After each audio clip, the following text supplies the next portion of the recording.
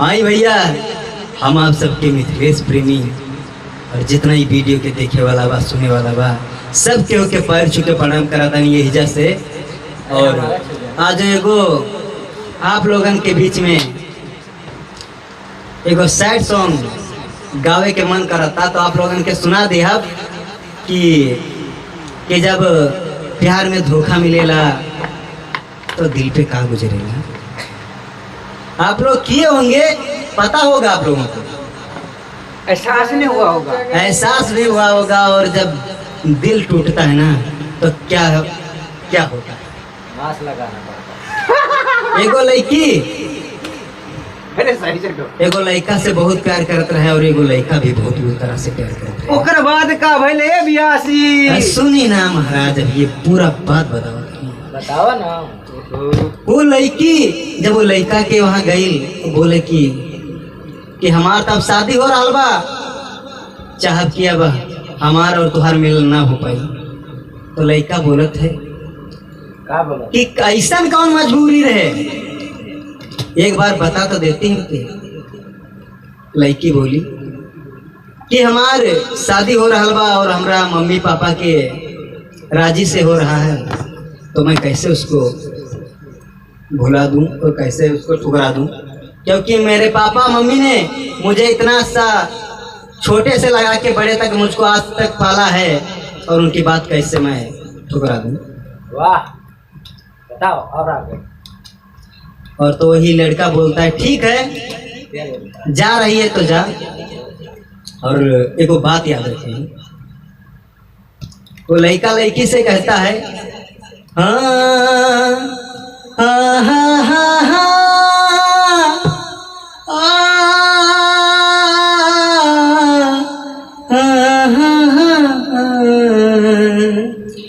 कि भूली न पाई तो है कावानु जतन से,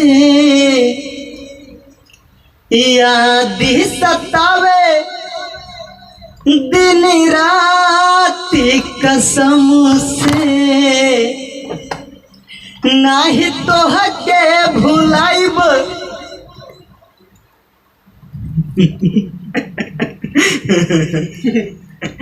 नाही तो हके भुलाइब, भूल न पाई तो है कवन जतनी से, याद सतावे दिन रात कसम से, नहीं तो हके भुलाइब। आगे नहीं तोरा जिंदगी में आइब, ला ला ला ला ला ला ला लाई तू कैसे भूल गईलू, हाँ कैसे भूल गईलू हमके सनम, बस हुनर बता जई तू कैसे भूल गईलू हमके सनम, बस हुनर बता जई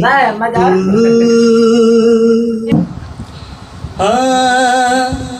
हर की घुट घुट के कैसे जिए हम, और तोहरा ही याद में,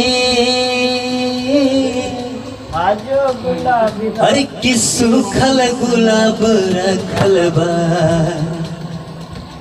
आजो किताब में, सूखल गुलाब रखल बा आजो किताब में।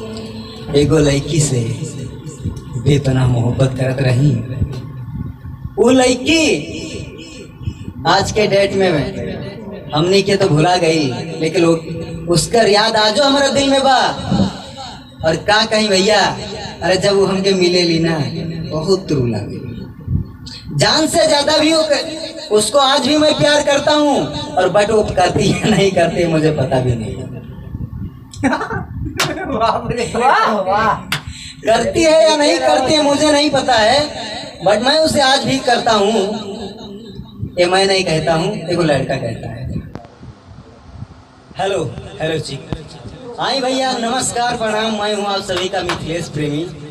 और आज एक दिल के दास्तान आप लोगों के सुनाई कि प्यार जब होला वाह। और ओकरा बाद जब दिल टूट जाला तो वो दिल पे का गुजरेला। क्या बात बा। और आशिक कैसे जिएला और कैसे मरेला, सबसे समाज तो विशाली बात। और वही दर्द आज एको चाहब आप लोगन के बीच में सुनावे के कि जब केहू से प्यार बेपनाह मोहब्बत होला, ओकरा बाद में जब वो ना मिलेली तो का से का हो जाला, और ओकरा बिना खाना ना पानी कुछो ना निक लागेला। वही दर्द आज जब थोड़ा सा गा के सुनाई कि एगो लड़का बहुत बेपनाह प्यार करते रहे, और वो लड़की अपना ममहर में रहत रहे, और वो लड़का अपना घर रहत रहे, और वो लड़का से उस लड़की से वो लड़का के प्यार हो गई ममहर में। अब ओकरा बिना ओकर जियल ना जाला। चालू है भाई। अब सब कोर्स करते हैं, आज सीखते हैं कुछ कुछ यार। भाई हो। हाँ हो, क्या बात है। उधर घुस का ही नहीं यार सवाल। एगो लड़की के प्यार में एगो लड़का पगला जाला। उसके अंदर ही घुस ओके, जब प्यार हो जाला हाँ तो दुनिया समाज माई बाप के हु का ना पहचाना। वो खाली बस दिने रात वही लड़की का नाम लेके जब पता कैका ना आका तो वो हमार जान भी है प्राण भी है। ये भाई क्या बात है, क्या बात है। हम के बिना जी ना पाई। अरे बाप रे। एक दिन के बाद था भाई, कहा भाई? क्यों कर भाई बाप आहो। ओकर शादी कहीं और तय कर। ओहो। कहा? ओकर भाई बाप कहा बा? कहीं और शादी कर दे। अरे बाप रे। तो लड़की अचानक से फोन कर ले दिया लड़कावा के। का कहती है ए भाई? और कह दिया बाबू ये हमार सोना कहा राजा हो, अब हम तो से मिल ना पाई। है ना मिल पाए। काहे ना मिल पाए वो? का भाई बतावा हमके। कहे कि हमार शादी दूसरा जगह तय हो गइल बा। कहे कि हमारे बाप भाई के बाप भाई के आगे हम मजबूर बानी, हमार शादी कहीं दूसरे जगह तय कर दी। कई दे ले बारन। बोला ठीक है, तो हमार का भी ये करे जा, हम तुम्हारे से प्यार करते हैं, हम तो बिना जी ना पाए। हम कबो न जी पाए। इस शरीर ओकरा पास आई, बाकी दिल तोहरे नाम बा। आगे सुनी का सुनी ए भैया? का कहत दिया। कौन सा दुख में कहती है ए भाई?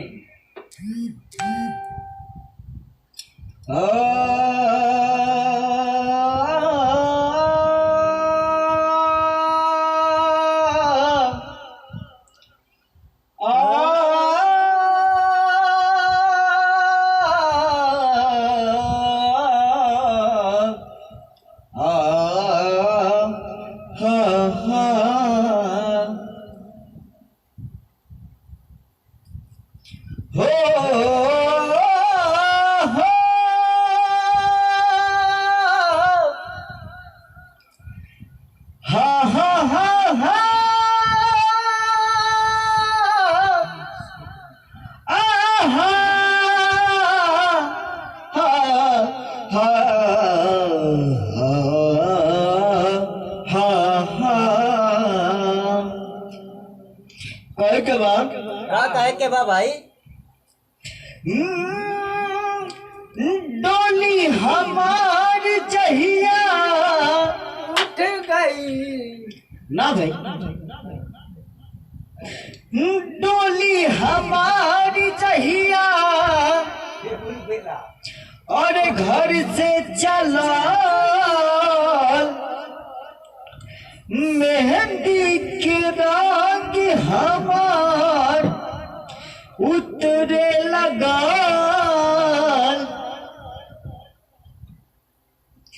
के दिल चाहत नइखे रहल तोहरा घर में हो दिल चाहत नइखे रहल प्यार कैले बानी ममहर में हम रहब ना ये राजा प्यार कैले बानी ममहर